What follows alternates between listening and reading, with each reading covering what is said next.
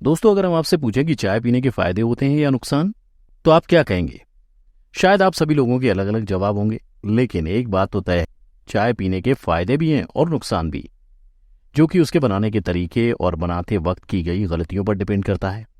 अगर चाय बनाने और चाय पीने ये दोनों तरीके ठीक हो जाएं तो चाय हमें फायदा ही पहुंचाती है, लेकिन जब यहीं पर गलती होती है तो चाय जहर बन जाती है और कई तरह की बीमारियों को जन्म देती है।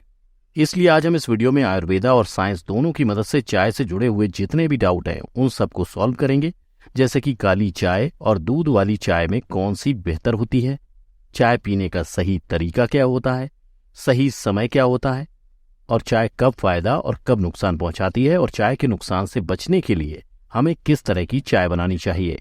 तो सबसे पहले हम देखते हैं कि चाय के फायदे और नुकसान क्या क्या है, क्योंकि हमें अक्सर ये सुनने को मिलता है कि हमें चाय नहीं पीनी चाहिए और बच्चों को भी चाय नहीं देनी चाहिए और भी तरह तरह की बातें होती हैं।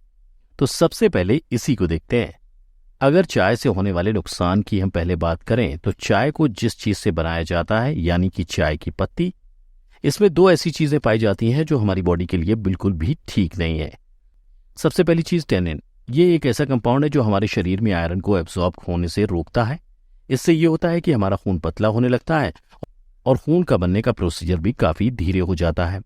और दूसरी चीज, चाय में कैफीन पाई जाती है जो कि एक स्लो पॉइजन की तरह हमारे शरीर के लिए काम करती है।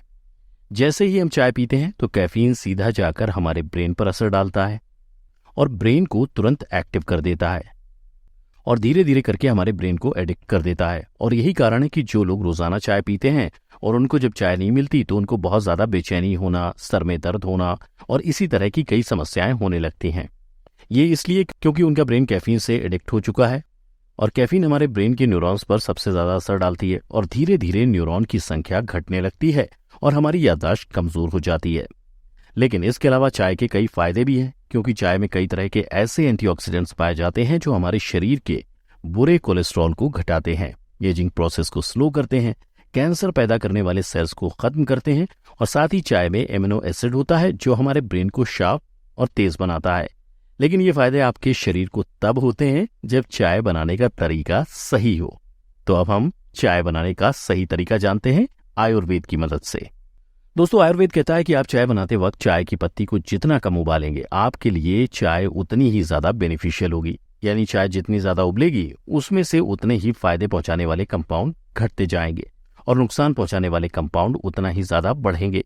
इसलिए आयुर्वेद में यह बताया गया है कि आप पहले ही पानी को अच्छे से गर्म करके उबाल लें और उसमें ऊपर से चाय पत्ती डालकर पानी को छानकर निकाल लें और उसके बाद आप उसमें कम से कम चीनी डालें या फिर चीनी की जगह गुड़ या मिश्री का इस्तेमाल करें। और अगर आप इस तरीके से चाय बनाते हो तो आपको चाय ज्यादा फायदा पहुंचाएगी। अब हम देखते हैं कि चाय हमें कब पीनी चाहिए और कब नहीं पीनी चाहिए, क्योंकि ज्यादातर लोग यहीं पर गलती करते हैं। चाय हमें उस वक्त नहीं पीनी चाहिए जिस वक्त इंडिया में सबसे ज्यादा पी जाती है, यानी कि सुबह खाली पेट और रात को सोने से पहले। देखा जाए तो आज भारत में दिन की शुरुआत ही चाय से होती है, लेकिन ये बहुत गलत तरीका है।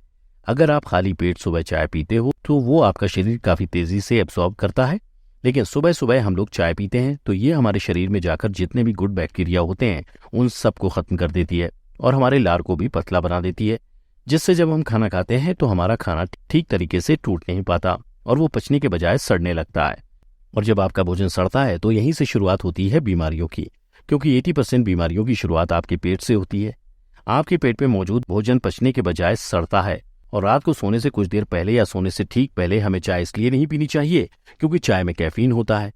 कैफीन हमें नींद नहीं आने देता, जितनी गहरी नींद आती है और हमारा शरीर ठीक तरीके से अपने आप को रिकवर नहीं कर पाता और इसी वजह से सुबह सुबह आपको थकान फील होती रहती है।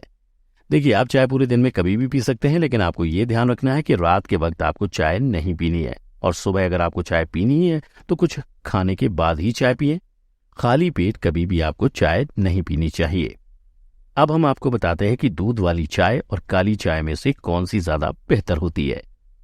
दोस्तों, अभी हमने आपको चाय से होने वाले जितने भी फायदों के बारे में बताया वो काली चाय के ही थे, क्योंकि चाय में आप जैसे ही दूध मिलाते हो तो दूध में जो प्रोटीन मौजूद होता है वो चाय में जितने भी गुड कंपाउंड होते हैं उन सबको डिस्ट्रॉय कर देता है और वह सिर्फ एक स्वाद की चीज बनकर रह जाती है जो हमें पीने में तो अच्छी लगती है, लेकिन ये हमारी हेल्थ के लिए बिल्कुल भी सही नहीं है।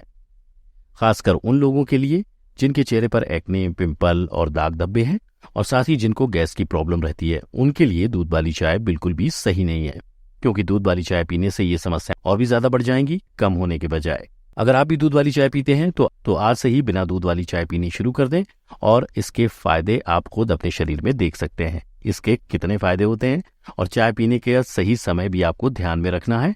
आपको खाली पेट बिल्कुल भी चाय नहीं पीनी है, साथ ही सोने से पहले बिल्कुल भी चाय नहीं पिए। इसके अलावा पूरे दिन में कभी भी चाहे तो चाय को पी सकते हैं और इस बात का ध्यान रखें, जैसा हमने आपको बताया कि चाय को आपको बहुत ज्यादा देर तक उबालना नहीं है, बल्कि उबले हुए पानी में आपको चाय डालकर उसके बाद उसे छानना है, ताकि उसके सभी अच्छे कंपोनेंट्स आपके शरीर को मिल सकें और वो डिस्ट्रॉय ना हो। अगर आप इन सभी बातों को ध्यान में रखते हुए चाय पीते हैं तो इससे आपको फायदे ही होंगे और नुकसान बिल्कुल भी नहीं होंगे। तो जैसा कि हमने आपको शुरुआत में बताया कि चाय से होने वाले फायदों के बारे में, वो सभी फायदे आपके शरीर को मिल सकते हैं। तो दोस्तों आज की वीडियो बस इतना ही। हमें उम्मीद है कि आप इन सभी बातों को जरूर ध्यान में रखेंगे और साथ ही हमें अपनी राय कमेंट करके जरूर बताएंगे। इसके अलावा अगर आपको हमारा वीडियो अच्छा लगा और आप हफ्ते में 2 बार एंटरटेन होना चाहते हैं तो हमारे चैनल हेल्थ एंजॉय को लाइक करें, सब्सक्राइब करें और साथ ही बेल आइकन को प्रेस करना ना भूलें, ताकि आपको लगातार हमारे चैनल से जुड़े सभी अपडेट्स मिलते रहें। तब तक के लिए धन्यवाद।